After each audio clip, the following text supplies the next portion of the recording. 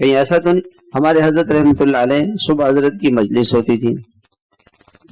اگر کوئی آدمی ایسا کہ اس کی ڈیوٹی 8 بجے ہے اور 7:45 بج گئے، وہ حضرت کے پاس آیا، حضرت پوچھتے بھی آپ کو تو 8 بجے دفتر میں ہونا چاہیے، یہاں کیسے آ گئے؟ یہ آنے کا وقت نہیں. چھٹی کے دن ملو، ہفتے کے دن چھٹی ہوتی ہے اس دن ملو، اتوار کے دن ملو، یہ آپ کے دفتر کا وقت ہے، آپ فوراً دفتر چلے گئے. ہم صبح جاتے تھے حضرت کے پاس تو حضرت سب سے پہلے ہم سے ملتے اور فرماتے فوراً جاؤ مدرسے میں، آپ کو مدرسے پہنچنا ہے، فوراً جاؤ، یہاں نہیں بیٹھے، مدرسے چلے جاؤ، فوراً مدرسے، اپنی ڈیوٹی، اپنی ذمہ داری جا کے ادا کرو.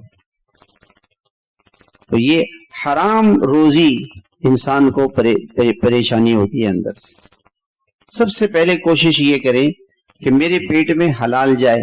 جس کے پیٹ میں حلال جائے یہ حیات طیبہ کی نشانی ہے کہ اللہ نے اسے حرام سے بچا دیا.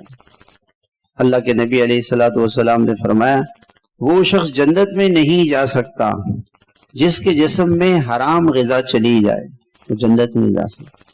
ایک لقمہ حرام کا کھائے گا تو 40 دن تک اس کی نماز قبول نہیں ہوگی، اس کی کوئی نیکی، اس کی دعا قبول نہیں ہوگی. آپ علیہ السلام نے فرمایا ایک آدمی مسافر ہے، اس کی دعا قبول ہوتی ہے، پریشان حال ہے، مضطر ہے، مجبور ہے، اللہ تعالیٰ، اللہ پاک خود قرآن میں فرماتے ہیں امن یجیب المضطر، وہ اللہ جو مجبور، پریشان حال، غمگین، تکلیف زدہ، بیمار کی دعا قبول کرتے ہیں اللہ تعالیٰ، وہ آدمی ہے. اور بال اس کے پراگندہ ہیں، میلے کچیلے ہیں، پریشانی میں ہے، اور کہتا ہے یا رب یا رب، اور اللہ کہتے ہیں لا لا لا، میں تیری دعا نہیں سنوں گا. کیوں؟ اس کا کھانا حرام، پینا حرام، کپڑے حرام، حرام لباس پہنا ہوا ہے. جب تک حرام لباس کا ایک تار بھی اس کے جسم پہ ہے اس کی نیکیاں قبول نہیں.